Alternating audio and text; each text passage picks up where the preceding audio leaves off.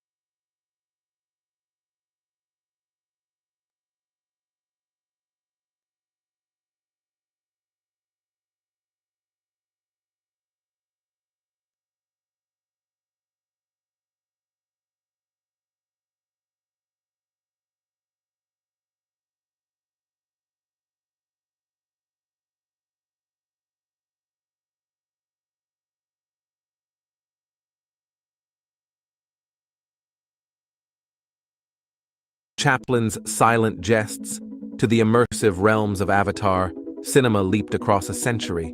Like McConaughey peering into the black hole, we now gaze into the future, where AI reshapes film's very essence. Tyler Perry halted his $800 million project, shocked by AI's potential to redefine filmmaking after witnessing OpenAI's Sora video generation wizardry. He stated, "This will touch every corner of our industry." What's your corner? Only months ago, AI's attempt at Will Smith eating spaghetti was laughable. Now, with just a few keystrokes, marvel at its evolution. A futuristic Lagos, a disco-dancing kangaroo, an underwater New York, serene, exotic nature scenes, all from simple text prompts. No actors, cameras, sets, producers, or directors, just the alchemy of text and algorithms. It's mind-blowing to think this is the baseline and how fast it will progress from here.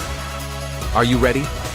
AI is reshaping filmmaking. For writers, endless ideas and instant scripts. Producers streamline logistics in minutes. Directors visualize scenes and shots instantly. And editors weave magic seamlessly with a few key strokes. Every filmmaking role is getting an AI makeover. In our filmmaking workshop, Experience AI's transformative power. See the practical applications of AI, offering real-world game-changing skills with the latest AI tools, empowering your filmmaking journey. The future of filmmaking is now. Join the AI Filmmaking Workshop. Seize the chance to lead in the cinematic revolution from ideation to distribution, in person and virtually, on April 5th and 6th from JAMPRO headquarters in Kingston, Jamaica. Leap ahead or be history. Register today at aifilmworkshop.com to secure your seat and shape the film industry's tomorrow. Limited spaces available.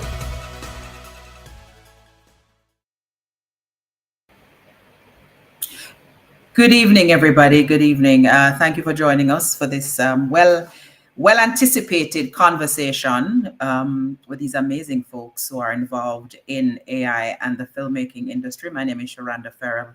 I will be guiding the proceedings for the rest of the evening, wherever you are. Welcome, welcome, welcome.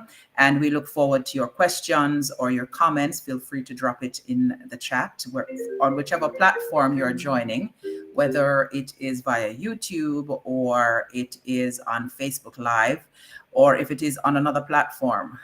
Welcome. All right, so let's just dive right into it. You know, we're talking about AI and funding Jamaican films in particular. Just in case you were confused, the Jamaican flag is right behind me. And just for the record, everybody on the panel is a Jamaican. And we're all working either in AI or in the filmmaking industry, or both. And as it is happening now, whether we like it or not, if you're in filmmaking, you're going to have to figure out how to work in both industries. So allow me to introduce our very esteemed panel. We'll start with Charles Smart. He is AI and data strategist, and he is CEO and co-founder of MetAIBlock. Hello, Charles. Welcome. Good evening. Good evening. Thank you for having me here. Not a problem. My absolute pleasure. Justine Henzell is a member of the Oversight Committee for the Jamaica Screen Development Initiative, which we'll tell you more about. She's also a film producer. Hi, Justine. Welcome. Thank you for joining us. Happy to be here. Awesome sauce. Oh my God, did I just say awesome sauce? All right. Wentworth Kelly is a producer, cinematographer, and a board member for the Jamaica Film and TV Association, JAFTA. Welcome, Wentworth. Welcome, welcome. Thank you for having me. Thank you. All right, Wentworth is moving from set to a stationary location. And again, we're all actually physically working in the industry. So, you know, happy to see that you're busy, Wentworth. Kevin Jackson is the president of the Jamaica Animation Nation Association, otherwise called JAN. Kevin, hi. Thanks for joining us. Hey, thanks for having me. All right. Kevin is also a stunt coordinator and a director. We worked on a project recently. Shauna Chin is an actress and an activist, but Shauna does so many other things. But tonight we'll just stick her in that corner. Is that all right, Shauna? Are you there? That's all right. That's all right. All right. Also on the panel, we have Juliet Bodley, aka Julie Mango. Sorry for calling out your government name, Julie Mango. Welcome. She's a content creator and a mental health advocate. Thanks for joining us, Julie. Thanks for having me, Sharonda. Just to make sure we can hear you. All right, lovely. Andre Wynter is a director and a cinematographer. He's currently in Atlanta. Welcome, Andre. Thank you for joining us. Thank you for having me. Absolutely. Dr. Andre Williams, he is a movie score composer in this moment and many other things in other moments. Andre, thank you for joining us. We will call you Dr. Andre so we don't confuse you and Andre Wynter. All right, how is that? Not seeing you, Andre. Take a moment and sort that out. And Mike Johns. Mike is a futurist and founder at Digital Mind State. Thank you. Thank you so much, Mike, for being a part of this panel. There you are. Can you hear me, Mike? Yes. Thank you for having me.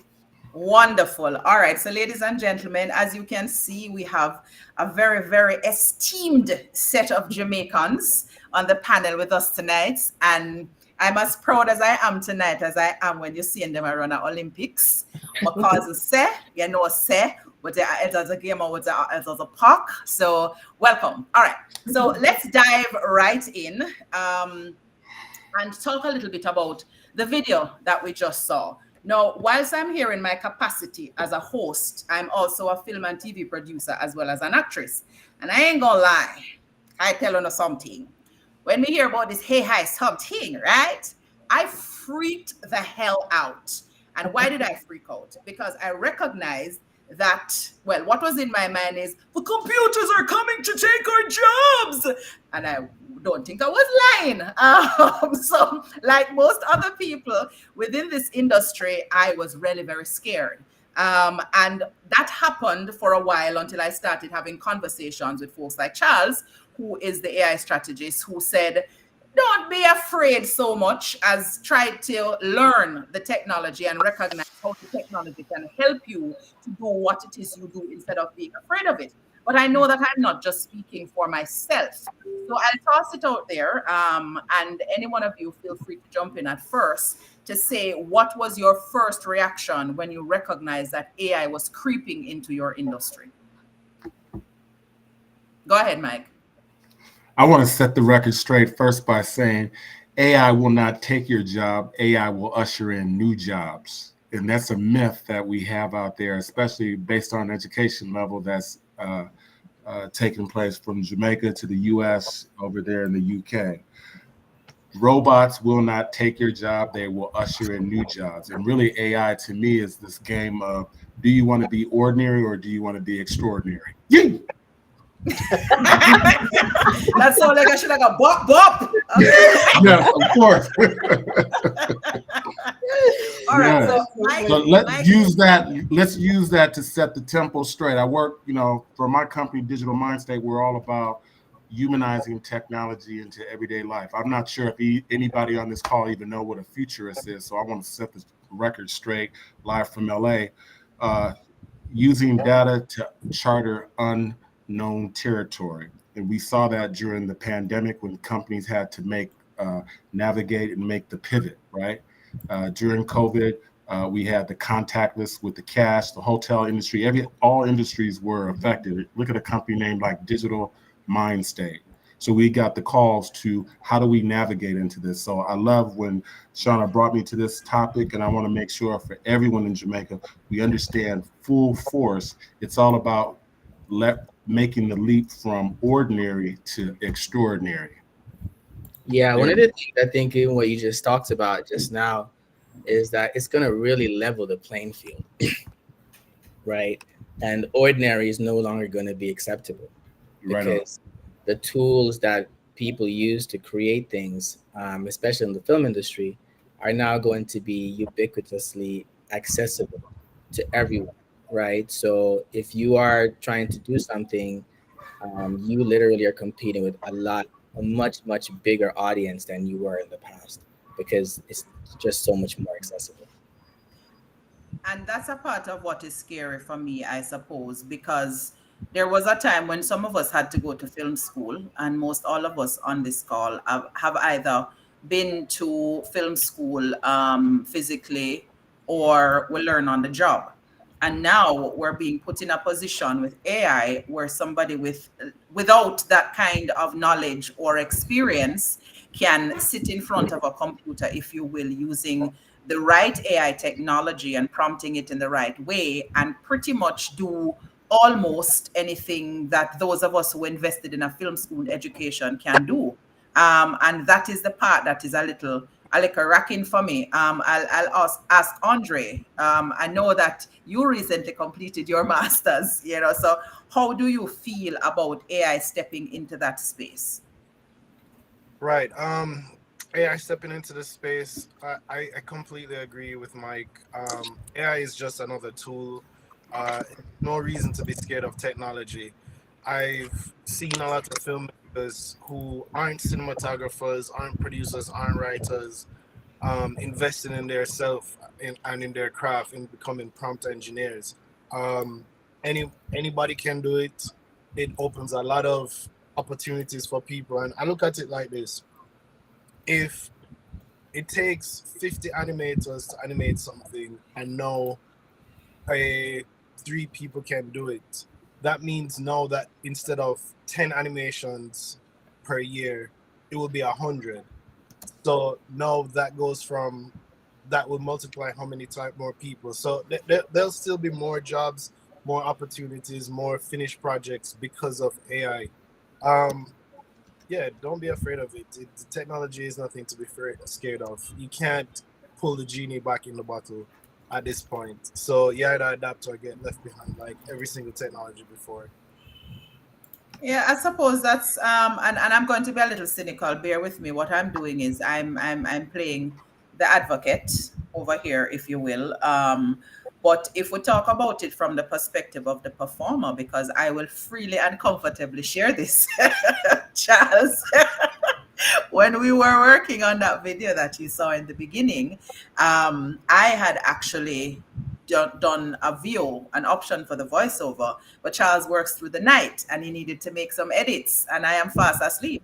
So AI basically took my work and the voiceover and the ear demand and something. Him not sound good like how me would and it sound, but him get me work. And guess what? It worked because we got the point. So it wasn't even so much about having somebody with a Jamaican accent or having somebody who could deliver with more cadence or blah, blah, blah. The fact is, this AI dude take when me work and him sound just fine. I wish I could have found him for strangling. So I'm going to ask Shauna, like you are over there in LA as an actress, what has the temperature been like over that side in terms of AI and the performer? Thank you for the question. I've been sitting listening to everybody because it's always good to get everybody's opinion. And I completely agree with, Andre, with Mike, but even to you in an extent, because one of the things, Hollywood recently just came off of a huge, unprecedented strike. And everybody in Jamaica was like, okay, well, it doesn't really necessarily affect Jamaica. And I was like, no, this absolutely affects us because Hollywood wasn't just on strike for increased fees and residuals. We were also on strike because a huge portion that we could not get solidified with the production companies is the use of AI, particularly because one, like Sharando said, there is no use of where they're, actually cloning performers. Well, not cloning in the sense of I'm making a clone of a person, but in the sense of they are creating digital performers. And as a result, then what happens to persons who are not what they say above the line or who is not making the large amounts of money who you actually, pay to come and see their face? What about actors who are background talent, who are supportive talent, who are stand-ins and all these things? Where does that leave roles if the AI is able to do that? Just like Sharanda said, a stand-in, an AI stand-in, literally take our work. And I want man too. Yes. No. It's valid. It's absolutely valid. And so one of the things with the strike was not necessarily, it was trying to find a balance. So like what Mike said, yes, AI is here to support, but in the other sense, it's also from the human perspective, you can definitely see where the loophole can become blurred. And the strike was a very good example of performers standing up to say, all right, well, this is here to stay, but how do we manage that? And how do we make sure that we are protecting human performers? So let me ask this question, and I think Charles or Mike can potentially answer this question. In terms of legislation and, the law, that side of it, where are we with that?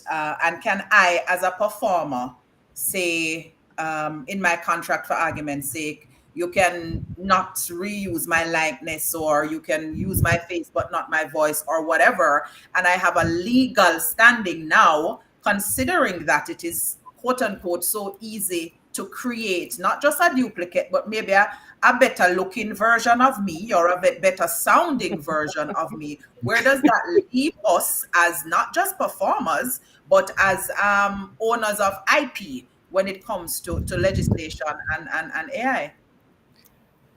Well, that's one of the things about AI right now is that they're still figuring it out, right? There is literally at this point no formal legislation or laws on the books to govern this, and the EU is leading the charter at this moment, trying to figure out what the AI Act is going to look like in just terms of what AI is and generative AI, because it's not just something that's affecting the film industry, but it's affecting every industry.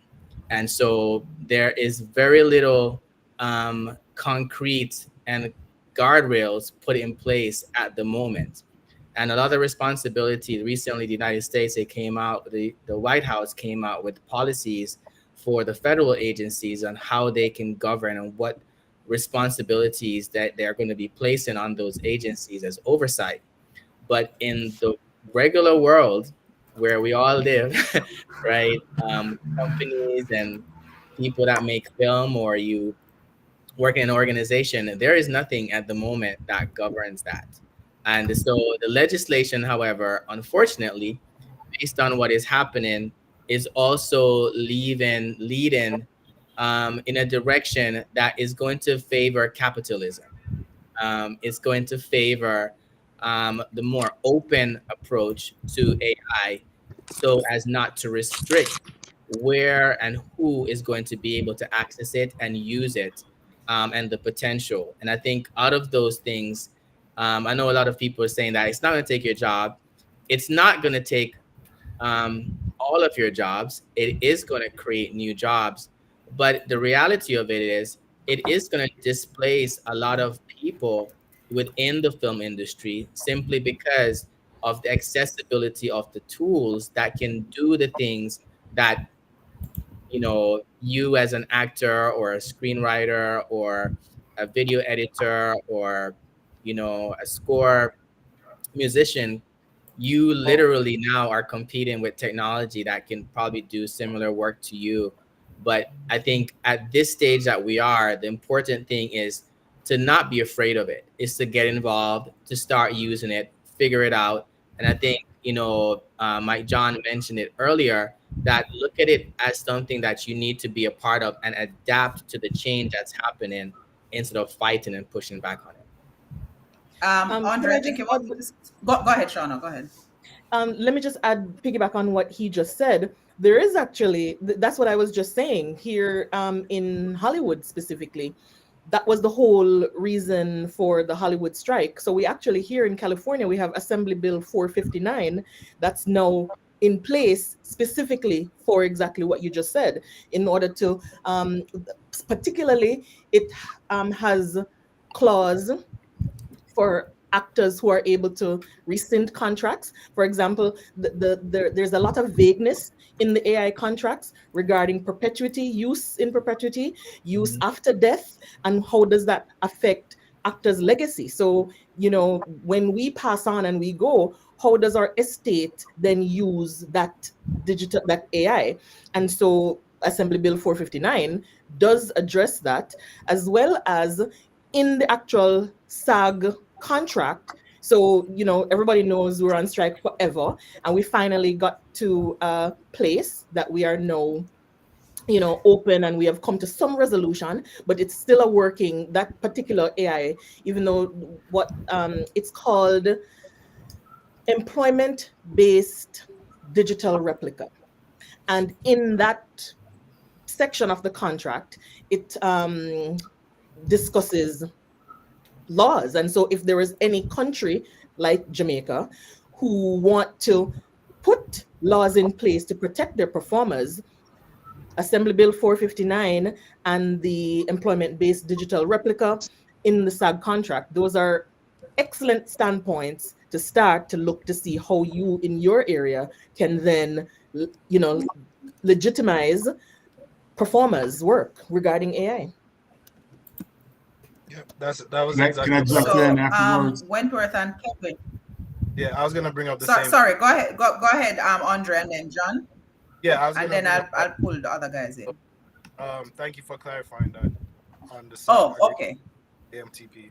Yeah. let me know if I can jump in real quick. Yeah, man, go ahead, man. All right. So I like to say this: by 2030, let's say, let me see how it goes. 60% of the jobs, I believe, the World Economic Forum report hasn't even been created by the year 2030. So when I hear what was posed, what do we do about protecting our IP and all this? Here's what I say for Jamaica. We have new jobs that haven't been created. And one of the things that I'm standing for is the fact that you don't even have to look for what America's doing or what Europe's doing. You now take that intel and figure out what Jamaica wants to do and create the standard of its own. The IP, the other thing that I would say with your IP is that the future of filming, now that I see it, and it's the same way with the music side, and I can make this correlation. In the near future, Shauna, the actress, will lease her IP out. She said the word cloning earlier, and I put something in the comment because cloning is happening. The first wave of that is name, image, and likeness. And you could best believe, yes, Hollywood does have a plan 15, 20 years out. One of my partners is a futurist for Paramount, so I'm well connected with seeing how we could leverage your likeness and recreate characters using AI, voice, and image. But what I would say for Jamaica right now, in the next 2 years, we now need to be focusing. I think I heard one of the brothers say what the EU is doing, right? They were first at it. Asia became second. US really didn't have an approach, and I think it's still somewhat vague. I heard that word. It's a Band-Aid. It's still a lot of loopholes. That means we're still trying to figure everything out. And so what I would want for Jamaica is to be able to take this intel and create its own new norm. And I think we got some people in this group that can actually be seeding that. So one of the things is not just to have theory conversations, but afterwards, pen and paper, writing that down, or use your Chat GPT-4 and figure out new things that Jamaica's version of SAG can create. And this is the same thing I'm gonna say with the Nollywood, because we are all that we got. You understand that? Jollywood to Nollywood, that we're all that we got. So it's probably in our best interest. No one on this call had anything to do with AI. That's almost like an occult. In the old days of occult science, ancient knowledge from Egypt and all that, the new version of that is AI. So if we're not all the way indoctrinated with how to create the algorithm and all the AI functionality behind the scenes, then we should be able to create the parameters of how we want to move and how we want to have our IP shopped around. I hope that makes sense. Yeah, man, I'm in absolute full agreement with you. And I wanted to pull in Wentworth and Kevin on a conversation, that particular conversation, because Kevin is the president of JAN, Jamaica Animation Nation Association, and Wentworth is a board member of JAFTA, Jamaica Association, Jamaica Film and Television Association. So they too would be within the realms of the folks who are making these decisions and putting these things together. So I wanted to get their perspective as to how they see Jamaica being a part of this and how they view us actually making those kinds of changes or decisions for our local industry. Well, if you'll allow me to go first, Wentworth, just piggybacking on what you guys said, AI is definitely a disruptor. It's going to disrupt every industry. And with any technology, new technology that disrupts an industry, there's going to be a very uneasy period. So there are going to be a lot of jobs that are going to be lost initially until people figure out how they want to use AI. And then when they do, you find that new jobs are created, like John says. The analogy I like to use is like the automotive industry. At one point in time, it would take like 30 men to make one car in a month. And then technology came in, robots started making the cars, people started losing jobs. But then eventually, because now you can create 100,000 cars in a month, that in and of itself, that economy of scale ended up requiring more human beings for other jobs, new jobs within the automotive industry. So I kind of see the same thing happening where for actors, for example, initially there's going to be a rough patch. But what you're going to find is that because more movies are being made, what might end up happening is whereas actors would probably go, all right, let me stand in line to be an extra, and hopefully if I get seen enough, I'll work my way up. You might have a bigger opportunity to have a speaking role or leading role because so much content is being created, and there are only so many actors, so they're going to have to pull in on them. With where Jamaica is concerned, especially where animation is concerned, one of our biggest challenges is competing with the global north. They have hundreds of animators to work on projects. They have access to millions of US dollars to work on a project. Whereas in Jamaica, we're looking at a few $1,000s to try and create, something equivalent with much, much less people, like 10 people, 15 people at max. And we don't have access to the same level equipment and training, etc. So it's very, very hard for us to compete. With AI, that's going to allow us to bridge that gap. We'll be able to create products that are on the same level or close enough to get us further in the door, because Jamaica doesn't have a shortage of stories. We don't have a shortage of ideas. We don't have a shortage of talent, but we have a shortage of everything else: the money, the distribution channels, the tools, the labor. So I see as something that can really, get us to that level that we need to get to. I'll let Wynter jump in. Yeah. So I listen to everybody. The biggest thing, there's some keywords you have to pay attention to when you consider AI. And the biggest word, as I had shared with Charles over the weekend, is capitalism. That is going to be the deciding factor for a lot of the use of AI. Now, another big problem for us here in Jamaica is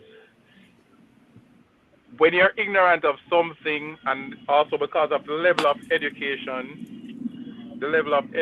is also going to be a deciding factor.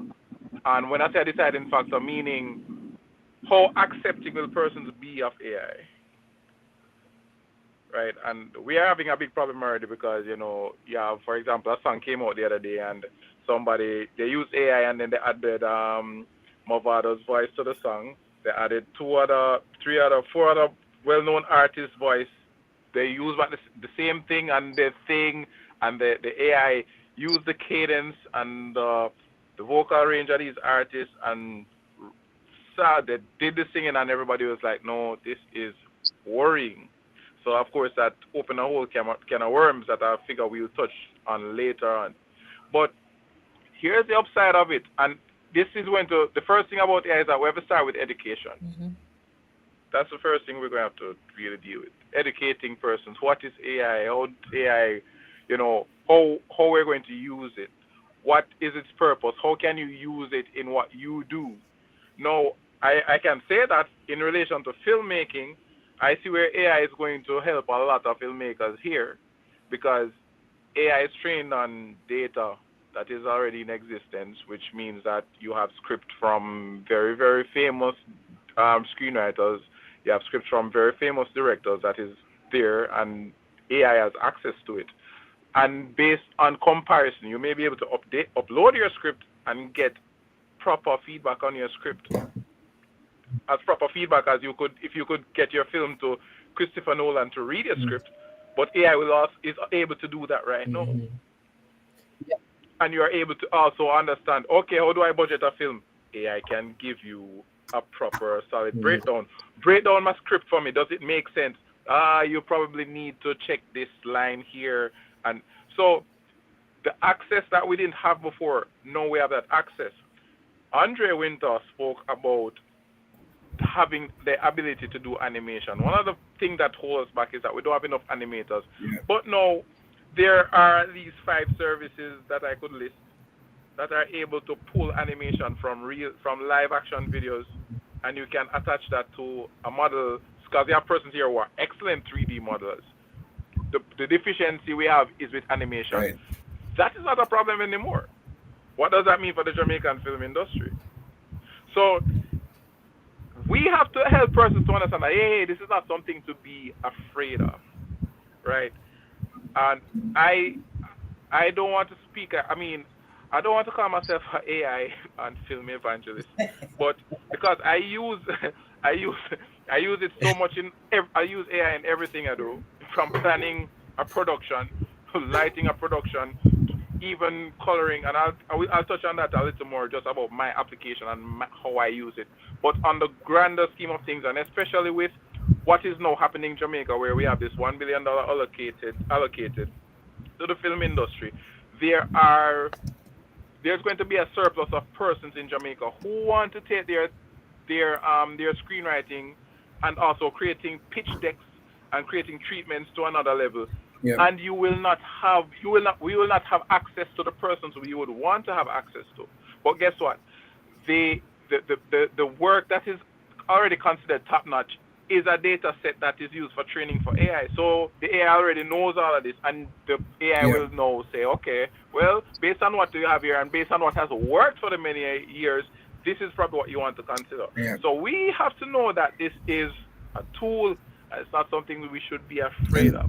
I know this is going to go deep, so I don't want to say so much now, but I'm just saying that the first thing we have to address is, one, when it comes down to policy, it will come down to, persons like Shauna Chin fighting the system. They talk about being an activist and you're dealing with capitalism, because that's where it is, And again, there's a blurred line. And yeah, that's where the danger is. That's where the danger is, and education is going to be the thing that really fixes it for the bulk of the persons, especially in Jamaica. Education is the thing that's going to allow them to know that this is not a very bad So thing. I'm hearing quite a bit here. That's interesting. And I will say I'm a little bit closer to the line of not being afraid, even though the man take my work. But that one that burned me, I can't tell. But I'm a little closer to the brink of thinking that, this really can potentially enhance production, if we're talking about filmmaking in particular, and also to put us in a position where there is more work. I'm going to ask Julie, first of all, what is your concept or your understanding of AI, and also have you used it in creating the content that you create to make us laugh so very freaking hard? So artificial intelligence has been around from Whoopi killed Philip, or before Whoopi would meet Philip to kill him. When we had Lotus 123 that took over from the typewriter, that was artificial intelligence. When the little pin in Microsoft Word used to come on and talk to you or come up with a notification, or if you spell the first spell check, that is artificial intelligence. All it means is that it is intelligence that is not human based, but it has to be inputted by a human. So AI is not a new thing. It's like most of the people don't realize that Wi-Fi stands for wireless frequency. If you ask a lot of young persons now, they don't know what Wi-Fi stands for. So from that standpoint, and knowing that AI has been around for a long time, it has been helping us a tremendous deal from a long time. So it is nothing to fear. It's actually something to hug up and look forward to what it can do. So that is my understanding of it. I was an engineer before I went into content creation, and usually we have a software that can design an entire building, a 50 multi-story building, a skyscraper called StadPro. Now, a human being would have to enter the parameters for the design in the program. And then the program, based on its artificial intelligence, can spit out hundreds of pages of design. But you know what has to happen before that design goes into the building stage? A human being, a man with a license, has to sign off on that design. So the checkpoints are still the same. We are still in control of what we are creating. So there is nothing to fear. There's only things to hug up. And I use AI every day in my content creation. I use a lot of software. I use a lot of apps. And especially when I'm doing mental health videos, I use ChatGPT a lot. And even WhatsApp has an AI chat. Like sometimes when we get lonely at nighttime, we look up the AI and say, hey, what's up? and it would say, hi, it doesn't call my name. Hi, how are you doing? How can I help? And I talked to the AI and I ask a question. So for my mental health videos, it can write an entire script, and all I do is I read it. Now, who has to fact check that script? Me, because I can't put foolishness out there. So it's not taking over from me, it's assisting me. So when I read it and I inject the little patwa, because AI don't catch patwa yet too well, and I inject the patwa in it, then Close door. yes, it helps me to create that video in, I kid you not, maybe 1/8 the time that it would take me to get all the information together, right? And there are times when I did the money video, that was AI, putting the dollar bills and putting my voice on the faces for the dollar bills. That was Avatarified. It's an app that I used. There was another video that I did where I put my picture, I uploaded it into my computer and made it become alive using an AI software. That was AI. That is something else. So for a content creator and for me, what I think about AI, I think it's marvelous. And I think it can only do good and create more jobs, create more opportunities for people. Lovely. All right. Okay. All right. I don't feel so distressed yet. But just for the record, Julie, at night time, instead of a talk to WhatsApp, you can call me. Yeah? All right. So, My AI WhatsApp is a mail. You can change my voice. Don't worry yourself. Should I add that Sharonda, myself, and Julie are in a WhatsApp chat? And so as much as we talk, you can imagine that you need more talking, you need AI to talk to you more. Listen, guys, AI can keep your company. Single ladies, or not. all right, we'll talk too much about personal business now. Okay, let's pull it back. Let's pull it back. Next thing we'll start revealing nicknames. All right. So we've been talking quite a bit about different areas or different aspects of AI. And thank you for that point, Julie. A lot of people just know when we hear ChatGPT and then we see Sora, we go, have mercy, Percy. AI has arrived. But like you said, AI has been around for so very long and we've all been using it to our advantage. It's just that we never put that bigger emphasis on it. We never spoke so much about what it is and what it is doing. So I'm getting closer to that line. I want to pull Justine in. I think she just jumped off. She'll come back, I'm sure, because we're talking about film and how we can use AI to fund Jamaican films. So we have a general sense of, or a basic sense, if you will, of AI. But I want to talk to, let me talk to Andre first. Then I come back to Charles, and then I go to Justine. Andre, do you use AI? Sorry, that is Dr. Andre. I don't want to confuse, you know. Do you use AI at all? Because your highlight on this call is that you produce music, you write score. So have you used AI at all? Any of that? Because I know that you're a purist. You've learned, to play the piano, to play all those instruments. So how do you draw that line between being that purist and wanting to use artificial intelligence to either enhance or to speed up the process of your creation? Yeah. Can you hear me okay? Yeah, man. Yes. All right. Yeah, so I mean, I've been listening to everybody's points, and yes, I am a purist. I go all the way back to playing piano for the, what do you call that thing? Royal Associated Boards of the Royal School of Music, London. And I mean, they wouldn't even allow you to play without having the sheet music in front of you. That's how far back I go in terms of being a purist. But I feel like there's some things that we need to differentiate when we're talking about providing music for film or film in general.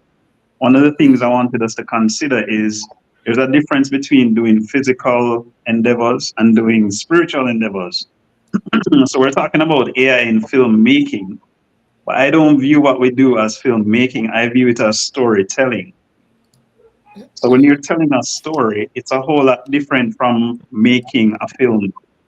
And this is why, like Wentworth, like everybody has essentially said, I believe AI is going to be a tool not just for directors and producers like yourself, but also for musicians like myself. Because you can't fake the emotional impact that good music has on a film. I don't know how many of you have seen that meme circulating on social media where they play the exact same. Kevin, you sent it to me. They play the exact same video with happy music and then the exact same sequence with sad sounding music, and the emotional hits that you take is totally different. I just watched Leave the World Behind, I think it was on Netflix. And for the entire movie, the person who wrote the score was just stuck on this kind of suspense sound, suspense type chord progressions. And so even though they were just sitting and chatting in a living room, you always felt on the edge of your seat. So for me, I still don't use AI for my music. So I'll just put that out there. I really don't care. I don't use it, but I'm also not afraid of what it's potentially going to do, because there's a software called Scalar that gives you suggested chord progressions that you could use next. So you say, boy, I need a sad chord progression here. It will tell you, okay, try this chord progression, but it will never be able to tell me what Sharonda is doing on the screen. And I've seen Sharonda in a play where Sharonda moved me to tears just by acting. No AI is going to be able, in my opinion, to tell me how to make that happen with music. It can just point me in the right direction, and I know we'll use that tool to augment what I'm already doing. Well, can I jump in here for a minute? Sure. Go ahead. Yeah. So one of the things that I I'm really close to the development of models, right? And this is more on the really hardcore level of how do you train the models? How do you input the data? How do you set the parameters in order for it to generate the output? And the scary part here, even for me sometimes, is the reality of our human existence, that it literally is programmable, right? There are aspects of our human existence that you can program and determine the output, and almost to the point where it is indistinguishable from whether our human has done it or not. We're almost there right now, right? So we've all seen Sora, and Sora is like, yeah, it's, it still has some issues. But if you look at where we were like 11 months ago and where we are today, it's night and day.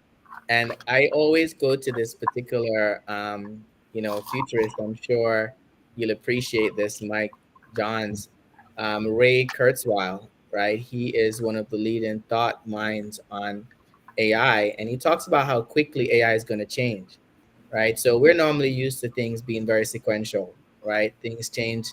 Takes a year to develop something, so we think to develop the same thing, it's going to take another year. That's not the case with technology, and it's absolutely not the case with AI. So you're talking about things are happening 2 to 3 times faster than they have in the past, and they're progressively and basically exponentially getting faster.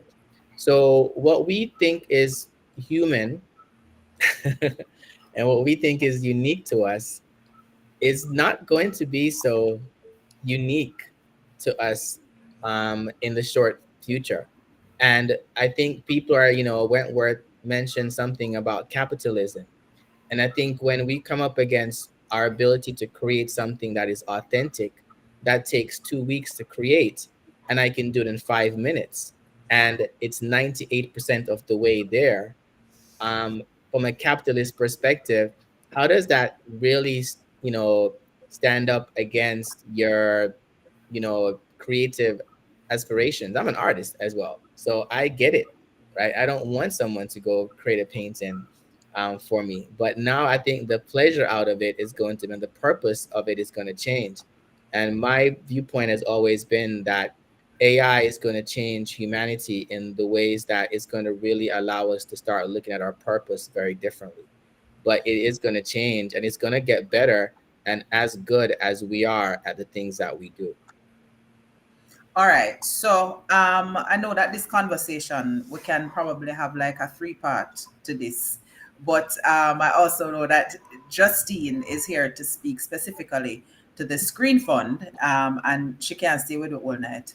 So I'm gonna direct. Oh dear, and I guess you guys stay with me longer. She'll be back. In the meantime, as she comes back, I know, right? In the meantime, as she comes back, it was a really good segue. I know that Kevin and Andre wanted to jump in and make a couple points. I'll give you the opportunity to do that until Justine rejoins us. Oh, never mind, guys. Justine is back. Every time Hold your thoughts. Every time She's you call back. my name, So- Sharando, it kicks me off. That's what we were just laughing at. We were like, oh, that was I'm a vice. It's the AI. Don't like my voice when I said Justine. Yes. So I've been following. So the main focus of this really is to talk about AI. Right. Okay, go ahead. I think there's a little bit of delay. So go ahead, Justine. It's fine. Go ahead. Yeah. So I've been following the conversation. Of course, AI is on my mind as it is on everybody else's. My major concern about AI is protecting IP, protecting everybody's intellectual property is my number one concern. And I'm going to use that to segue into the film fund conversation, because Jamaica Screen Development Initiative, JSDI, which is AKA our Jamaican Film Fund, which we've just launched, which is, somebody said $1 million. It's not $1 million, it's $1 billion with a B, dollars Jamaican that we're going to be distributing. And one of the things that is absolutely essential if you're applying to the fund is being able to prove that you have the right to create whatever it is you want to apply to the fund for, whether that is a short film, a documentary, a feature film, a series. It is essential that you have the right. So if you are going to use AI to create it, that's fine, but you cannot use someone else's name, likeness, an image to do so without their permission. And I think that the safeguards for me, as somebody who, creates and has IP, that's my big concern about AI is how are we going to make sure that people's IP is not misused. And I know in terms of JSDI, we're going to be the evaluators are going to be very vigilant in terms of making sure that people have the rights, that they have a chain of title, that they have a shopping agreement, that they have some piece of paper signed that says they have the right to pursue a certain project. So I just wanted to put that out there in terms of the AI conversation. I'm speaking about JSDI because our fabulous film commissioner is actually in Canada right now.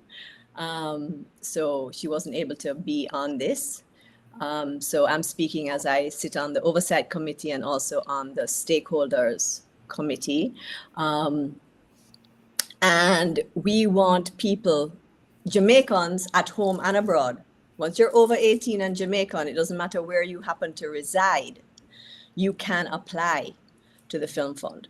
And there are different levels of benchmark in terms of if you're applying for development, if you're a first-time writer, if you're developing something and you're doing this for the first time, you're not going to be discriminated against as if you are somebody who's asking for $30 million to make a feature film. So I want people to be very clear that there are different pots of money. There's development funding, production funding, completion funding, market attendance, distribution, and then rebate. And we want to spread the word, like I said, to Jamaicans at home and overseas in the diaspora, that this fund is available, you can apply, and it is absolutely a developmental fund. I know I kind of went off there, Sharando, but that's where I'd start. No. That's all right, man. Go right ahead. Because what is important, I would know we're gonna connect both of them, as in how AI can help you to actually access the fund. But it is also important for our viewers to have an understanding as to what the fund is about. So making it clear that, you know, you need to be Jamaican, or at least you need to be connected to have a percentage. A Jamaican has to have, what is it, 60%? A 60% stake in it? 51. How much 51. is it? 64? 51. Right. Majority. 51% stake in it. And also that you can apply at various stages and for different media is absolutely important to know. What's the website that they can actually go to get more information? It is the JAMPRO website, but if you just put in dobusinessjamaica.com and look for JSDI, you will find the guidelines. And applications are now open, and they close at the end of this month. They close April 28th. So that is why we are anxious for people to know that the fund is open, but closes in a few weeks. I promise you don't have to worry. About how much There's enough of us to apply. Sorry, so who's speaking? Wentworth, is that you? No, it's just Charles. I was just wanted to find out the amounts. Like, so how, you know, how much money can people get, right? For their films. So if you go to the website, it's all there laid out, because I'm not going to go through each section, because there are loans and grants, and there are different amounts for development versus production versus completion, right? So for example, in development, there are grants for $5,000 US. For production, there is a grant of $30,000 US. For completion, that's another pot of money. You are able to do multiple applications. So for example, if you are someone who has something at a completion stage plus a production stage plus a development stage, you can do separate applications. You can also potentially have a project that you get funding from development. You then pay that funding back so that you get production money. You pay that back, you get completion money, and so on. So you can take one project from the beginning to the end through the fund. Okay, awesome. Now, my big question now is to, to Charles, to Mike, to Wentworth, Kevin, whichever of you guys can answer this. We need to merge the two. We're married something this evening. So we get the general idea as to what the Screen Development Initiative, aka Screen Fund, is about and what it can do for Jamaican filmmakers and ultimately the Jamaican film industry. So how are we going to marry AI and the application or the access to the film fund? How do we do that? How we use this thing where the whole with Frader, or apparently I'm one Frader, to help us to get access to this? I have a burning point. Sure, go ahead, Shauna. Okay, go ahead. Shauna is on fire.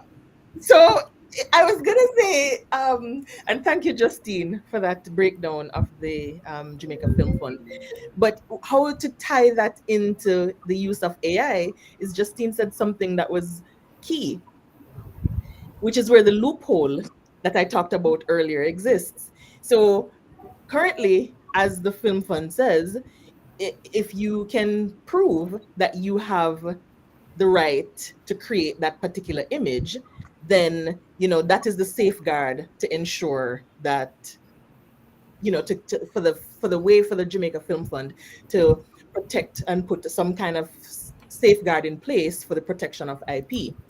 However, when you're talking about AI, going back to what we talked about, the creation or the employment-based digital replica of an individual or a human performer or a non-human performer, I can go, if I were using AI, I can ask the AI to create, say, a dance hall style scene that uses... Sorry, Shauna, can you sit forward a little bit? We're not seeing you. Oh, I'm pretending like I know what the problem is or how to fix it. There you go. It keeps going in and out. Well, continue. No, but what I was saying was, the point was regarding the Jamaica Film Fund using those safeguards in place to protect the IP of, marginalized groups. where you talk about AI, a loophole can exist because I can create a non-human performer. I can create a digital likeness of a human performer, and I have the right to use it. However, it then marginalizes the dancehall scene in this particular example. If I were a production company that needed to have a dancehall scene, say the recreate the great scene in Belly, right, where you have all the entertainers who are in this dancehall space. So that's what 100 background actors that you can use. You can actually use AI. Mr. Smart talked earlier about Sora. You can tell these AI platforms to recreate a scene with you just have AI performers in the background dancing in a dancehall scene. But who then owns that? As what Justine said, they will have the right to have created that image. However, particularly what we're talking about with the use of AI and taking in jobs is not necessarily taking job, because for the production side, then decreased production costs. However, when you're talking about from the performer side, for those background actors, how many jobs are those that are potentially lost? And then who then owns that creation of that AI scene in perpetuity? So then you have persons who can be non-Jamaican who then own a Jamaican style dancehall image, who is able to use that ongoing in perpetuity for as long as they can, as well as they can access these digital funds, these film funds, such as the Jamaica Film Fund, and get that loophole, because they do have the right to create that. But then, to what Wentworth said earlier, as an activist, my job is to say, okay, but how does that affect marginalized groups? How does that affect But you said, somebody Shauna, that downtown who needed that job? but you said a foreigner could do that. We're not funding, we're not, it would need to be a Jamaican creator. And yes, a Who Jamaican has creator 51%. could use, a Jamaican creator can use AI, but they cannot take that scene from Belly and just splice it in the background of their film. Can they use AI to generate extras? Yes.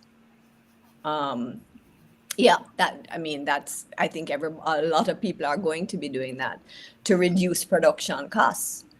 And I don't see how the fund could exclude that. It would be keeping, I think if the fund tried to exclude AI, we'd be keeping the fund in the dark ages very quickly.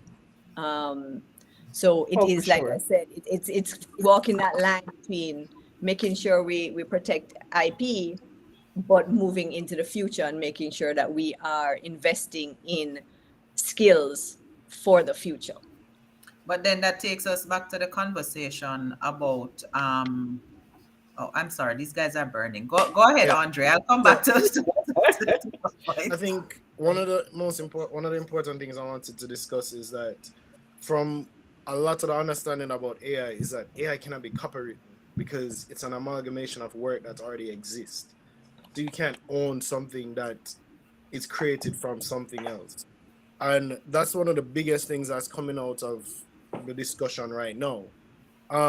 And I think for Jamaica, that's important because at the end of the day, we're in an industry that technology always comes in, always removes jobs and adds jobs, always looking for new voices. So there's this statement that I love, and we see it all the time, where real life is better than fiction. AI cannot, as well, Charles has said something different, but I think there's something that is genuinely unique with the human experience that right now AI cannot recreate. And with the infinite probability that an AI can create, I still don't think it can generate what a human can generate and reproduce. But at the end of the day, it's important. And another thing is that what Wentworth says is about capitalism. Capitalism always protects itself. So if you generate a song with Movado's voice that isn't Movado, you can't put that on iTunes because I 100% promise you that Movado's record company is going to come and get that removed. the producers, studios, they're always gonna protect themselves. So if you take a scene from Belly and you put that on a streaming platform, I'm 100% sure they're gonna get that project removed. So that is one of my things with AI that I'm watching right now, because capitalism will always protect itself. We see it in science. I was a med student. Science, you can't steal people's ideas. You can build on it, but you have to give what's it called, you have Credit. to give credit to the person, and if you're going to monetize that, you're not going to be able to. So that's where I want to see how AI can change that, And or how AI can affect, will get around that, because I don't see it happening. I'm a, Can I just make can a I jump point in? of clarification? I didn't mean to indicate that using the exact scene from Belly. I meant recreating a dancehall scene. How many film productions, the music and dancehall surrounds Jamaican film. So how many future films will need to use or create a dancehall scene? I just meant similar to, not to use the exact image. So yes, you're correct. They would be against copyright issues if they were to use the exact scene. But AI can create an independent dancehall scene. Yeah. And then when they then use that to move forward, they own that image. They don't necessarily need to come back to Jamaica to use our background actors, to use our dancers, because the AI then learns the intelligence of how to recreate that scene continually. And they actually own that. What Justine was saying earlier. To access funds, which is what a lot of the production companies, are trying to do, to try to say, okay, how can we protect IP? But essentially, these loopholes happen where filmmakers can say, yes, I have the right to create this image. Right. The As question is, does it marginalize the group? Charles, you can clarify this, because from my understanding, AI only takes from what already exists. So I No, don't. yeah. but So but let me. this is where Guys, this is remember, where the rubber hits the road, right? So AI is evolving, right? It's evolving. And I won't go into the technical aspects of it here, but generative AI is the key thing that we're talking about today, right? Artificial intelligence and deep learning and machine learning has existed for some time, right? Your Siri, and it's programmatic, right? But it doesn't necessarily generate new content. Generative AI is the area that we're in, right? It's the evolution that's really creating all of this change. And that part of it is where it can now generate things, right, that we may not even have thought about, right? Literally by us asking it. Because it could, whatever we can imagine or whatever we can't imagine, it can generate. And that component of it, yes, it is trained based on the data that we provided it. But because it's like, I'll take it like this. Each of us in here have individual skills. We have individual experiences, individual knowledge that we've gained over the time that we've been alive. AI could take all of our collective experience, all of our collective knowledge, and I could be Julie Mango and Sharondo and Andre and Shauna, right? And I could say, hey, generate a image that kind of amalgamates all of these people, right? And brings them all together, right? And that is the power of the generative component of AI, which completely changes the narrative about what it's able to create. Because now you, Andre, might only be able to create something that you can conceive based on your experiences. Now, with the knowledge that AI has, it's going to be able to create content based on our collective knowledge, our collective experiences, and create something that you probably couldn't think about. And I want to just kind of point that out. And that particular um, um, capability of artificial intelligence and to train data is what makes this so scary, because it is doing that now, but it's also now able to take the data that it creates and use that data as new input. So now the image of all of us that it created and whatever it generated using all of our information can now become input, which is not input that was ours. It was input that it generated that it is now using as its own input, and that continues infinitely. But we're not talking about 10 people. We're talking about billions and billions and trillions of data points. So I want to just kind of set the stage there in terms of the capability of this tool. But I want to come back and kind of bring it down to more practical levels and talk about the film fund, Right. how you could use Yeah. it there, Yeah, right? that's what I want to bring it back to. Right. That's So back. Exactly what Charles just said, exactly what you just said is exactly what I was just saying on a higher technical level. Yeah, man. Yes, And absolutely. it's definitely scary. There's no doubt about it. But one of the things, and I'm only going to make this point quickly because I want to get into how we can use it for the film fund. Bear in mind, like what you're saying, Shauna, about recreating a dancehall scene. We already do that without AI. When somebody goes and says, "Oh, I want a Jamaican dancehall scene for this particular scene," we go and we look up reference images. We go and look at other people's images. What does a dancehall scene look like? And then we start to recreate that.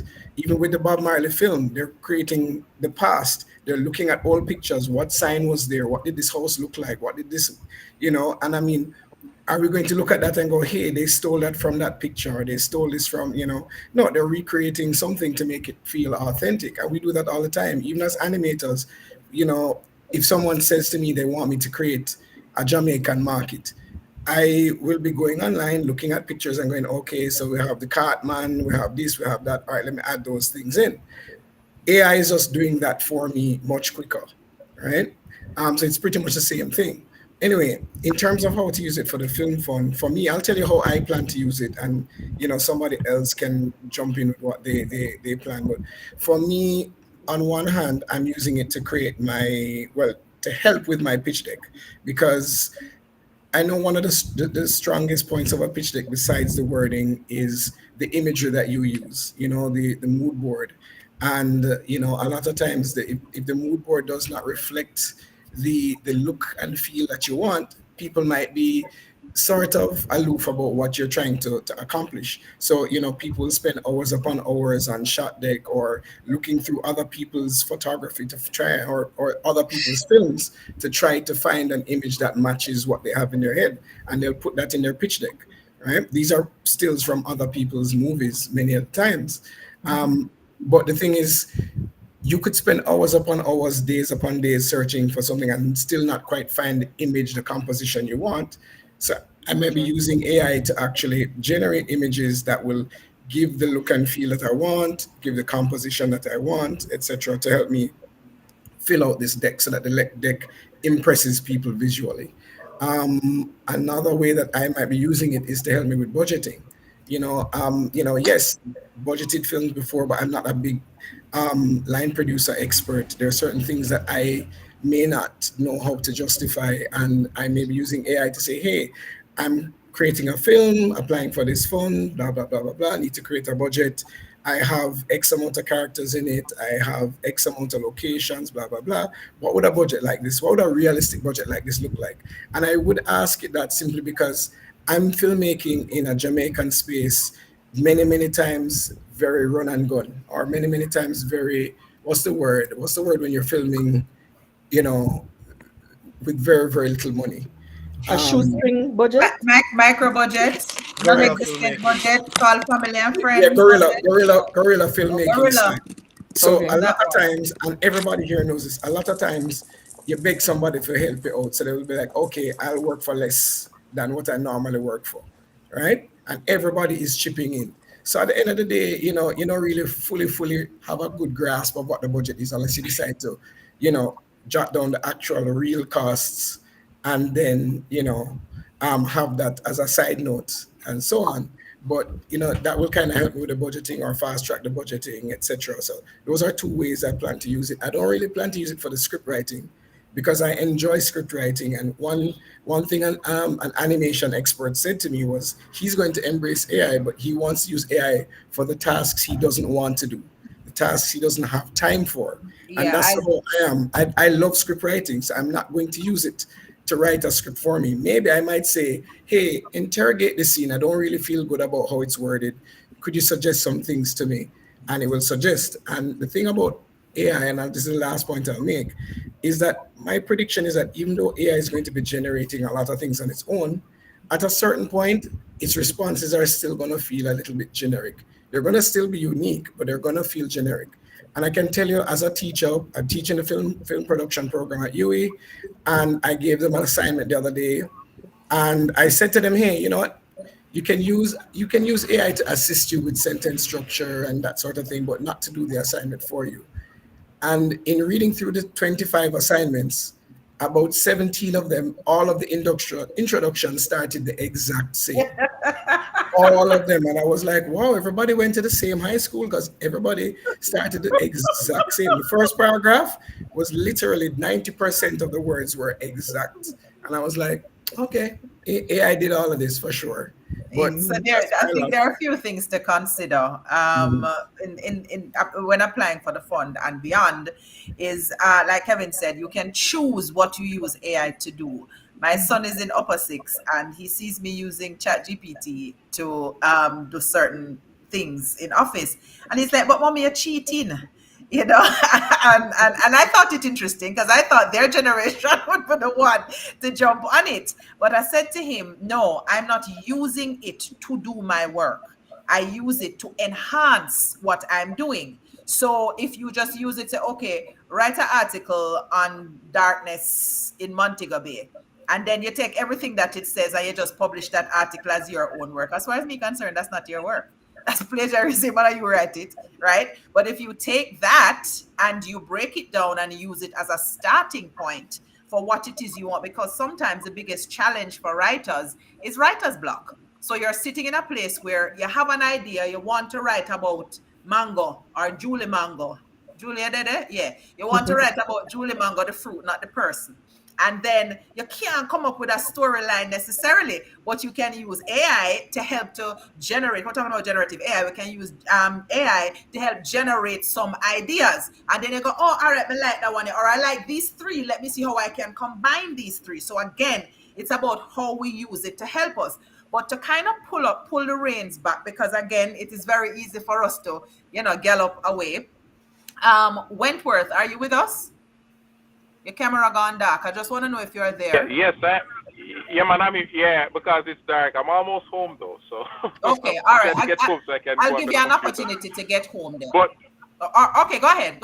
Yeah, go ahead. But I hear the conversations about AI, and I'm going to speak from a more technical point of view than just as a filmmaker. All right. So my background originally was programming. So I spent a lot of time. In software development, and so I'm very much aware of.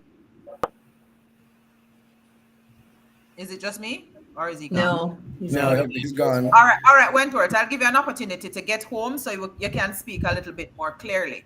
I want to come back to Kevin. I heard you. You'll use it for pitch decks, and your animator friends say use it for the things we don't want to do, and I can work with that. But Justine, you mentioned earlier about IP.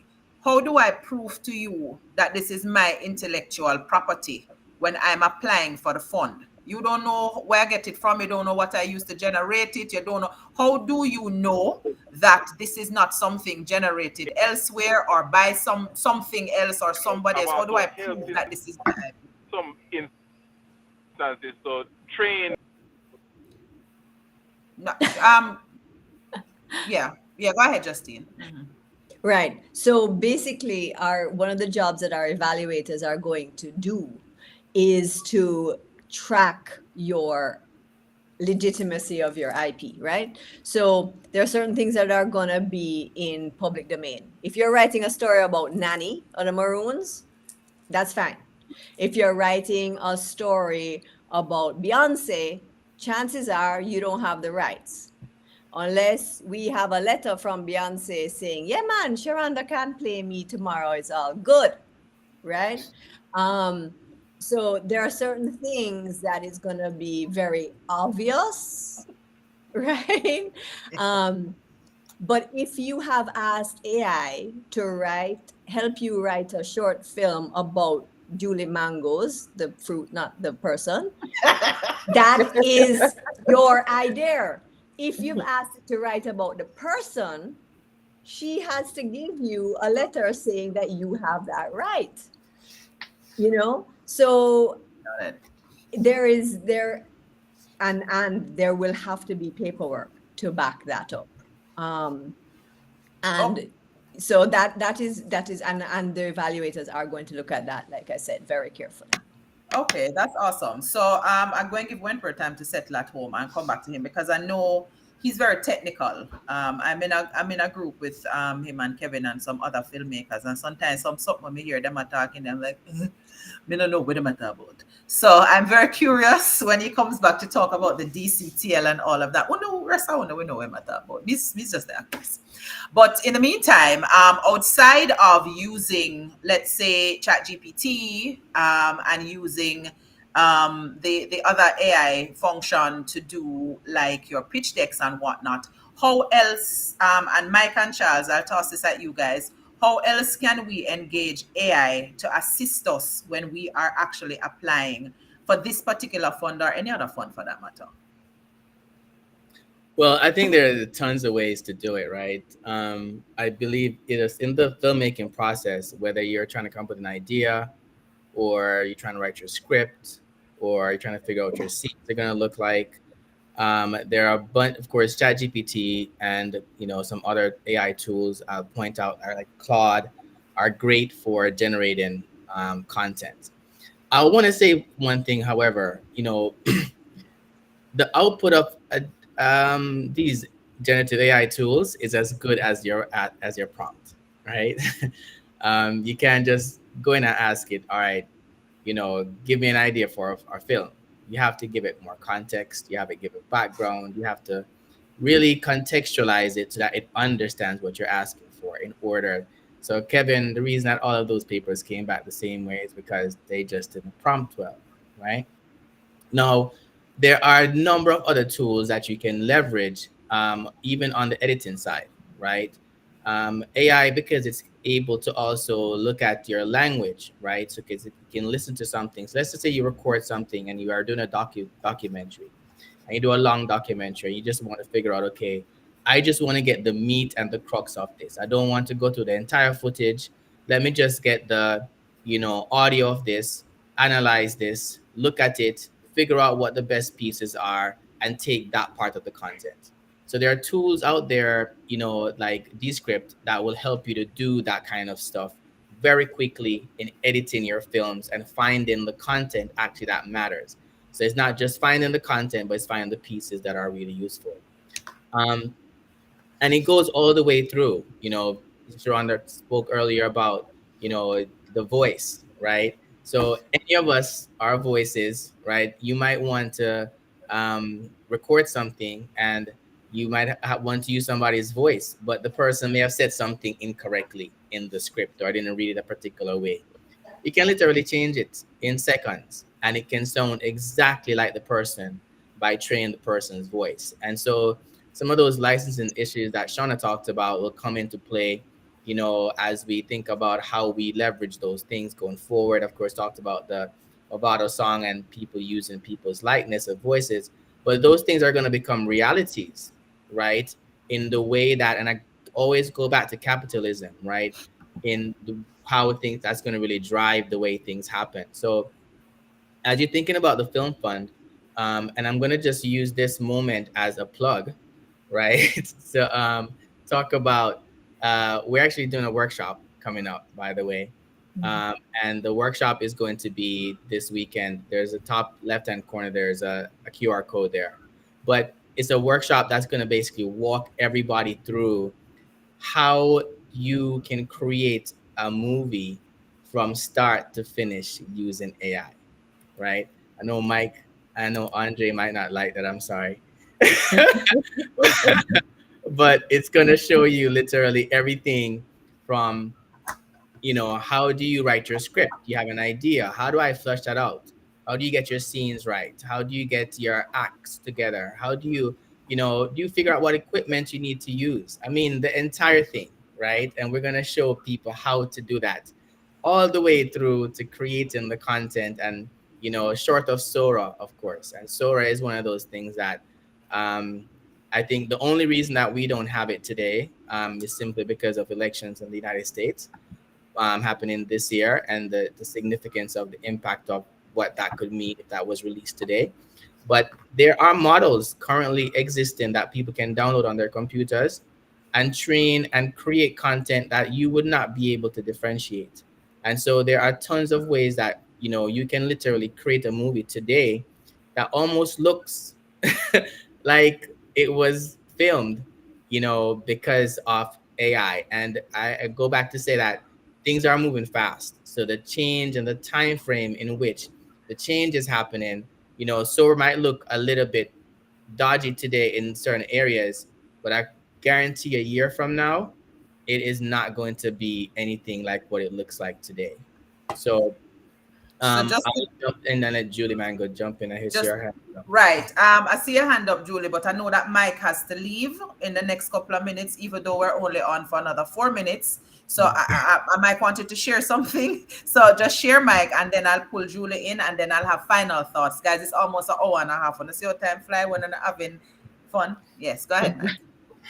I'll just say a couple of things. Big up, Charles. I like everything that you said, especially when you reference Futurist Ray. The word that you left out was singularity, and that's the bigger play there. Everybody should know that the next 10 years is more important than the last 100. So when we talk about education, lock and load right there. What hasn't been covered in this conversation, and it's very important, is the new customer, the new fan. And I like to start it maybe by saying it this way. When we looked at the DJ business in the music business, once upon a time, I know especially in the US, it was vinyl DJs versus MP3 DJs. And you're not a real DJ if you're using MP3 computer this versus the DJ. We could talk about the sound system. That was trying to test the authenticity of the DJ fraternity. Neither the DJ, the person that they left out was the person that goes to the club. I just want to go to the club after work in my 40-hour work week or whatever and go have a red stripe and have fun. Didn't care whether it was vinyl or MP3. I'm already involved in projects right now, and I definitely want to link with you, Charles, afterwards, where this workshop that you're talking about, no one's talking about the fan. Everybody on this call is seeing YouTube, and now you are into the YouTube shorts. That's already messing with your mind already because your attention span is just further diminishing. So right now for AI, it's very easy to make 1-2 minute clips with AI versus the full featured film. And we're already getting engaged there. We're in a world where I think it's synthetic writing, synthetic images, synthetic videos, synthetic media, synthetic humans, and definitely synthetic friends. You're already seeing that right now in your social media communities. The last thing that I'll say or two last points. Everybody's been talking about IP, but I want you heard it here first from Mike Johns. Write this down. Don't worry about IP. In the next 5 years, AI will replace the IP. So while you're talking this here shit right now, AI already got another plan for you. So be clear. Holler at me at mikejohns.ceo, digitalmindstate.com, Westside Gang Gang. I'm out. Not West Side. Yes. West Indies and LA. How about that? That sounds better. Yes, all day. So I wanted, what Charles is saying, you guys really need that. We all need that. And really the grander picture is this, why I really got involved with this is because from Jamaica to the world, the same issue is pressing again. Jollywood, Nollywood. I'm heavy in Atlanta where the black film capital is, and the same story. The education component is real across the damn board. Dig what I'm saying, and what I'm saying, can you dig it?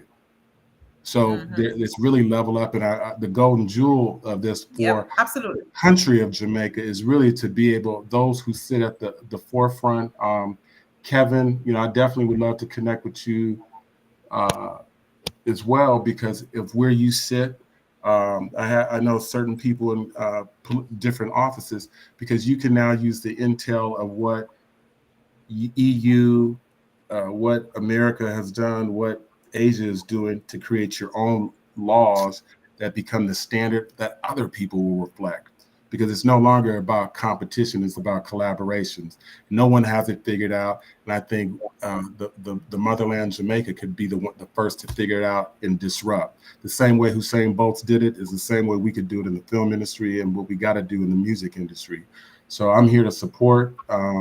We stay active, and that's it. Any questions? I'm here. Yeah, 100% behind the collaborative effort. And that's one of the reasons why when I had the conversation with Charles regarding the AI filmmaking workshop, we decided to start at home. Because even though he lives outside of Jamaica Yard, so if we can find a way to give us the advantage by starting with the education, so we no longer are afraid of the technology, but we embrace the technology and understand how to use the technology to leverage ourselves and our efforts, then we absolutely can be ahead of the game. So that's really the point of the workshop and, of course, of this conversation. Thank you for sharing that, Mike. I appreciate that. Julie, I know you're burning. Then I want to hear from Wentworth, and then I'll have wrap-up thoughts because we're over our hour and a half. Yeah, this is basically just a wrap up. I want to underscore a very nice, lovely point that Mike made, that we don't have to be worried about IP for in the next 5 years it won't be a thing. And Andre was alluding to it a little bit earlier, so I'm really glad someone said it. To answer the question, there was a question going around like, how can persons applying for the fund use this whole AI thing? When I was 9 years old, we had a project to talk about Charlie Brown. You had two encyclopedias, Charlie Brown Encyclopedia and Britannica. Those were competing encyclopedias. And for me to write a project at 9 years old, I had to go in the encyclopedia and search, and I spent weeks on a lampshade and studying and stuff like that. All AI does it replaces that.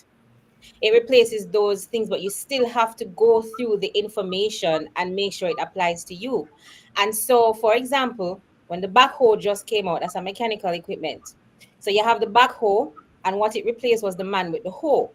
Now, did they say, oh my gosh, we don't know how to use the backhoe? No, they trained people to use the backhoe. So the same man that used the man-held hoe was trained to use the backhoe machine.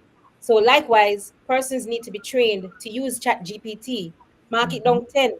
In the next couple of months, you're going to have courses. How do you use ChatGPT? Oh my God, I bet you're going to see some YouTube ads with people making money, making courses on how to use ChatGPT. So with the teacher who had the 100 persons, I don't remember the name, where the students probably put it, no, Kevin was somebody saying something else. Kevin was saying it's because they all put in the same, thanks, Kevin, the ads already. Right. Kevin was saying that because everybody was searching for the same topic, they entered the topic the same way, and so the computer will spit out the same. You see why the computer not going to replace nobody's jobs? The computer will spit out the same information. No, what people have to learn is how to learn to use this AI technology. So if there are courses there that will teach people how to use the ChatGPT, how to use Sora, then that is what will help. In terms of applying for the film fund, it's just for persons to know how to enter the prompts properly, to provide a good proposal, to write a good script. They have to know how to use the technology. The technology is there to help, but somebody needs to teach people how to use it, just like how you needed someone to teach someone how to use a backhoe. And I think that's it. Yes. Good point. Good point. Just shout out in the chat, you have Johnny Johnson, Andrea Davis, and some others with some really good points that you guys should also take note. I see that we got a really conscious audience out there as well. I just want to big them up. Yeah, and they're all Jamaicans, mind you, and a few of them are people I know. So this is another reason why I continue to say, if we are able to knock heads, so to speak, I mean, just in this group, in this forum, in this space, we can figure out how to be thought leaders. We can figure out how to drive this industry forward from our little but with Talawa Island, if you will. But it's really a matter of connecting and picking on brains like these, because each and every one of you bring a very unique perspective, and finding a way to put that together to make something happen really does put us ahead of the game. Wentworth, I've been meaning to ask you, we're over time now, and I just begin a little wrap-up opportunity, but I've been meaning to talk to you a little bit more about, from the perspective of you being technical, because in the group that we have with me and you and Kevin and others, when you talk about using it for the DCTL and those things, me quiet, you know, when they talk about Gleaner article and so me talk enough, but when they talk about and Da Vinci and so they keep quiet. So from your perspective, just give us a little piece of that, and then I'll take a wrap up from everybody. So everybody's hearing me, right? Yeah, man, we can hear you. Okay, I'm very sorry that I'm just getting settled and I'm no stationary. So again, I was going to touch on this. Education is going to be the thing that is going to propel AI and its usage amongst our people, and even for the film industry that I'm very much involved in. A lot of persons aren't, they are getting. Some of them are using AI. They don't even know they're using AI. No, in the circle that I operate in, I'm a cinematographer by day, and by night I am other things. So I had said before I got cut off that initially I started off in programming. I was a programmer before, so I spent a lot of time doing programming before I got into film. No, and I saw AI has been something that I've been following for years. When we were talking about using AI had machine learning and all of this, and machine learning, of course, is a subset of AI, for those who don't know. And then they started adding little things in software. Now these software that we're using, for example, in film, they are able to do things that editors know from back in the day who did reel to reel would know. They'll just sit and like with their mouth open, like what? Because everything is so far ahead. Juliet spoke about being able to put her face on her money. I remember that skit, and it worked. She was able to do that, and she just with some touch and some click, and this thing fired up, and it was working. And the persons watching it, they're not thinking for a second how she do this. They're just finding it very interesting that she's on the money and she's created this content that is creating this, creating crazy comedy, and everybody is happy. Yeah, me angle AI, me angle AI. And that's the thing. You see, all right, and that's the thing about AI, using it until it becomes invisible. This, you realize how just through her usage of it, it's just another thing that was used. Now, how do we introduce this to everybody so that everybody can understand that this is the way that we want to use AI?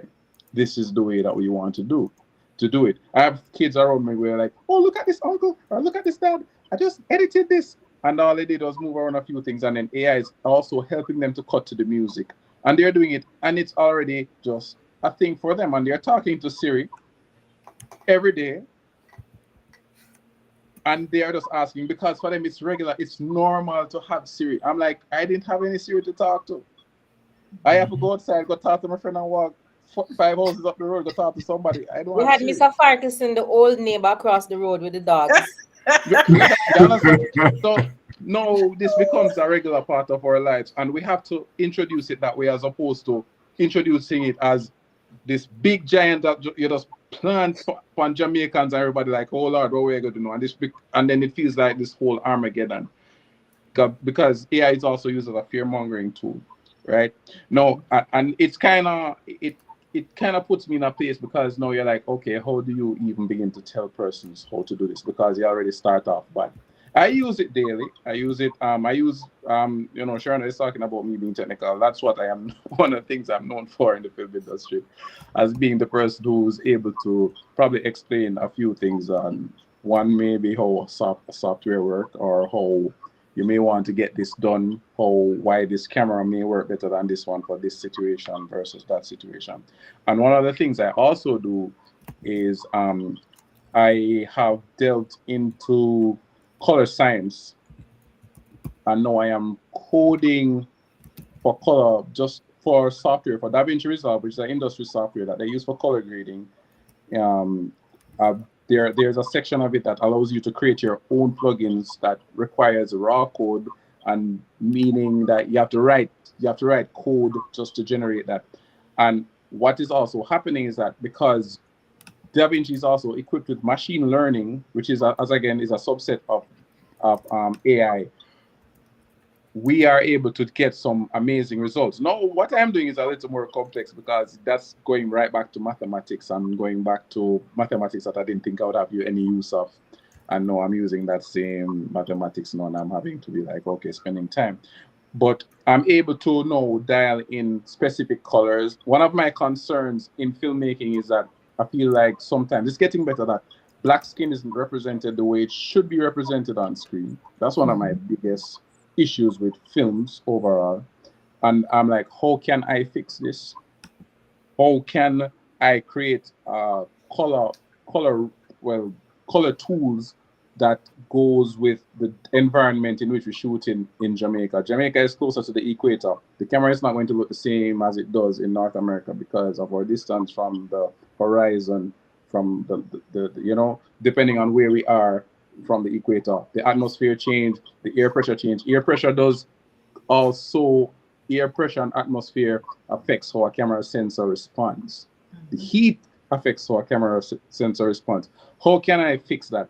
And AI has been able to help me to even write codes, to generate codes, to put in the software, to be able to create these plugins to make so that persons may have the ability, because DaVinci Resolve can be a complex software, but what I am doing is will be able to help persons using DaVinci Resolve to just simplify their process in color grading, because it's really expensive to hire colors, right?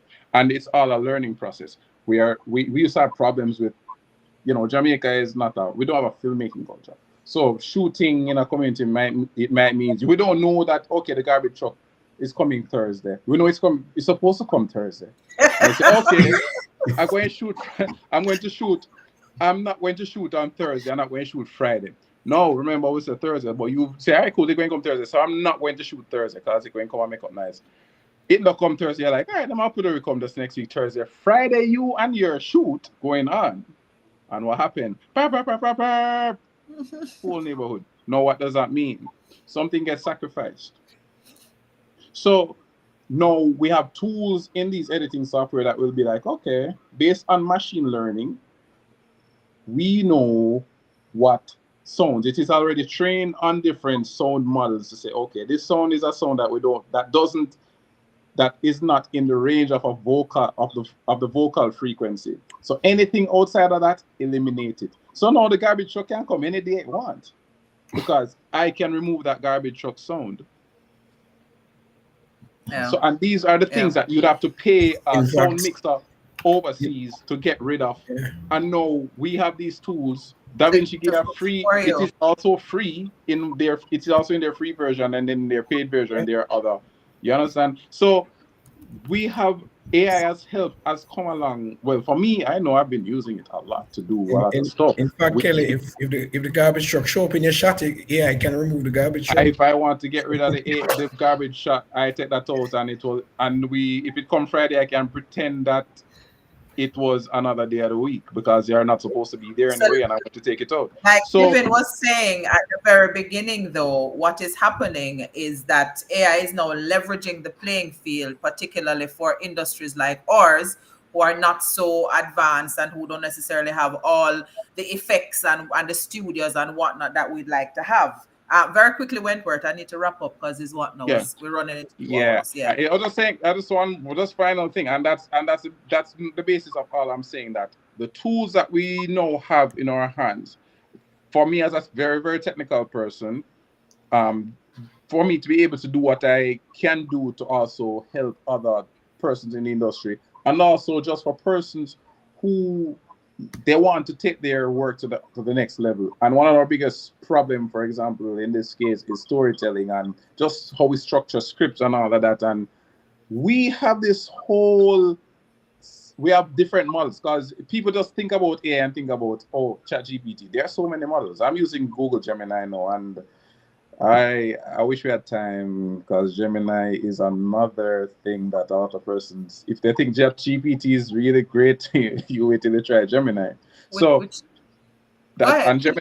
Finish. Finish. So yeah, and that's Google Gemini for anybody who haven't tried it. Go try it out.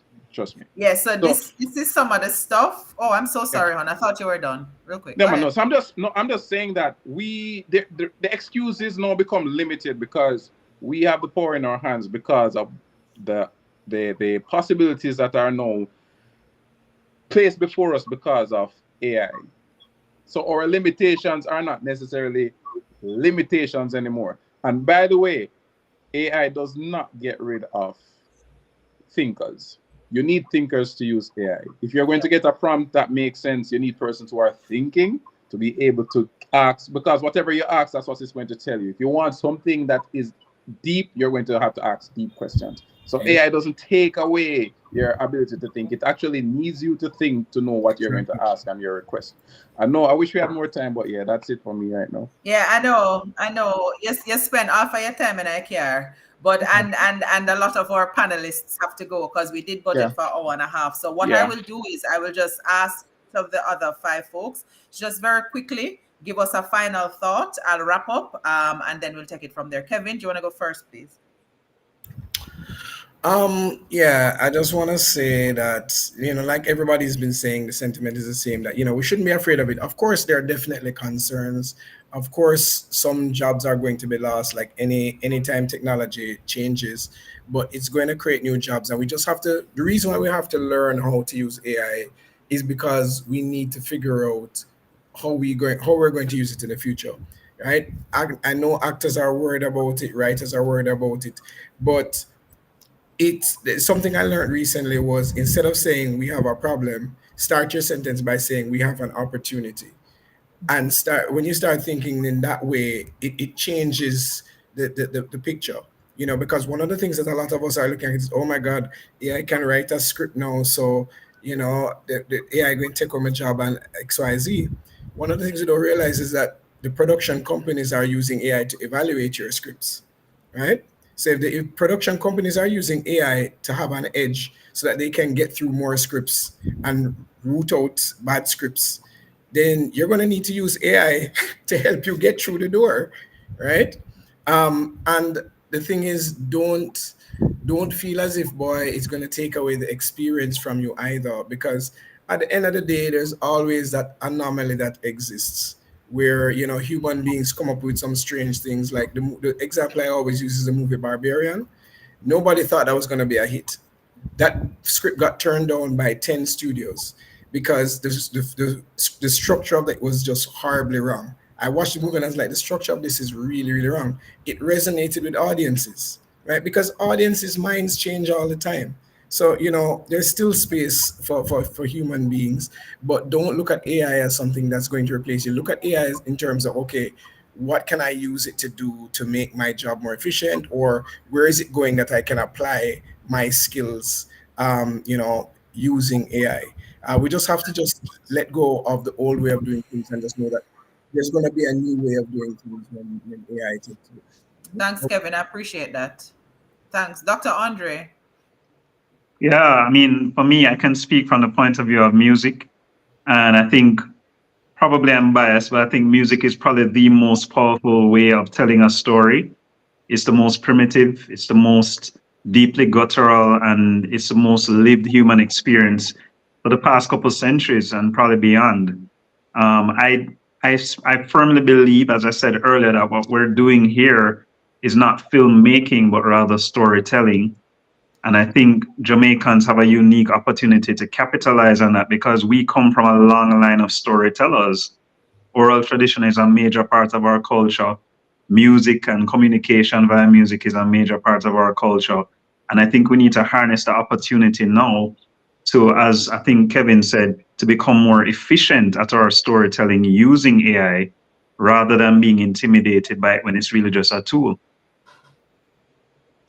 Lovely. Shauna, final thoughts? Well, I just want to echo the sentiments that absolutely AI certainly has great opportunities.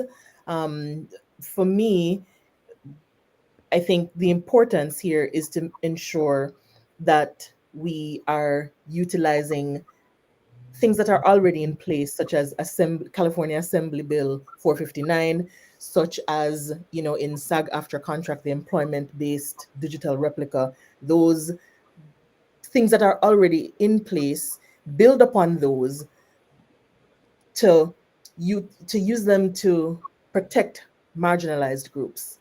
Make sure that we're using AI for the benefits of it, but we're also protecting groups from, some things as, even something as simple as being whitewashed. We had a Taiwanese American model recently was suing a digital company because in using her likeness, then, they kind of made her a little bit more Caucasian than her features were. Wentworth talked earlier about, our black tones are not efficiently portrayed with the use of AI, and we want to make sure that we protect and safeguard those things. So absolutely, definitely, I'm a proponent, supporter of AI.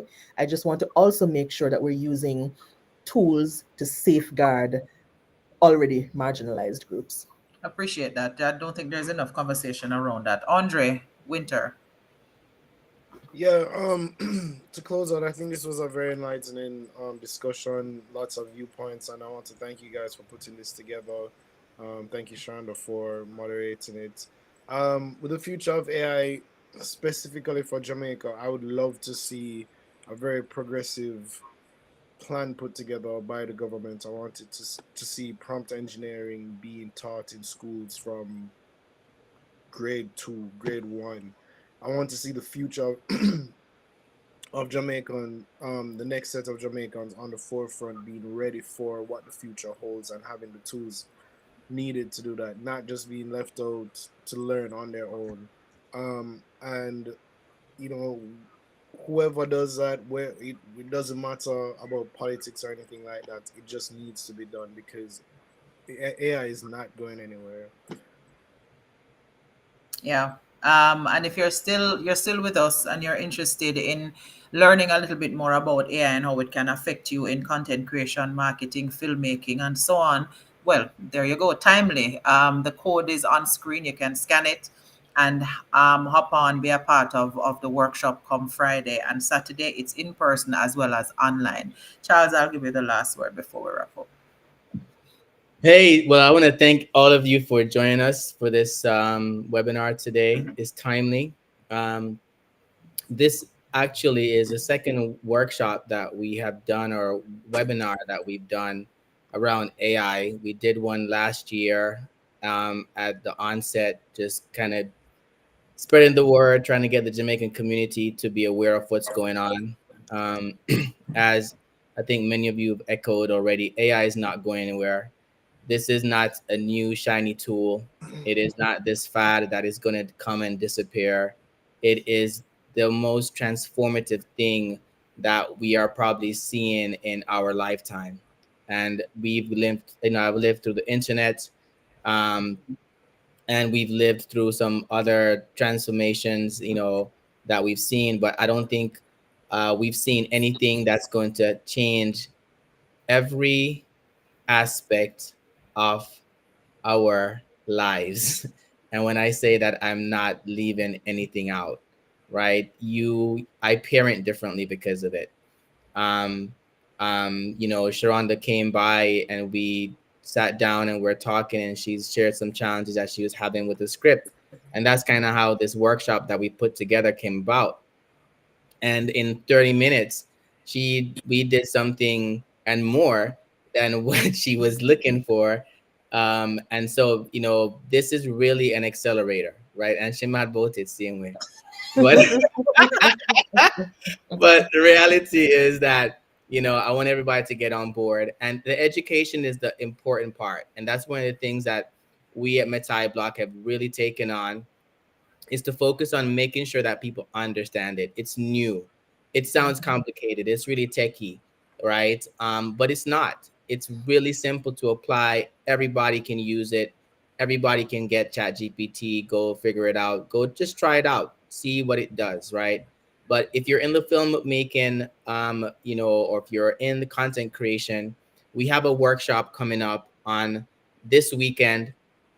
It's in Jamaica. It's going to be at the Jam Pro headquarters in New Kingston. If you're in Jamaica, highly recommend that you come out. We're going to walk you through how to make a film from ideation all the way through to distribution using AI. And believe it or not, there are tools for every single step of the way. And we're going to walk you through that. So highly recommend, scan that code that's right there to learn more about it. And it's going to be virtual and in person. So if you're not in Jamaica, you're able to attend as well virtually, because we're going to be facilitating that. But Sharondo, thank you for putting this together. And I'll turn it over to you. Sure. Appreciated. Thank you guys so much for taking the time out to be here. For those who had to jump off, really, really appreciate you. And I'm enjoying the energy of Jamaicans who are across the globe, who recognize that we have an opportunity here to do something. I don't hear anybody else talking about an AI in filmmaking workshop of any sort. I was doing a lot of research and it don't exist nowhere else yet. So I'm proud to be a part of this group that has agreed to put this together and to actually sit down in front of our folks and say, look here, the playing field has now been leveled. It is a perfect time for us now to use this to access the Jamaica Screen Development Initiative or the Jamaica Screen Fund. So we have this advantage. Let's use this advantage to step into this space and show them that we can do more than run and make jerk chicken. Ladies and gentlemen, thank you so much. Good night. And I look forward to having another one of these. Many, many blessings to you.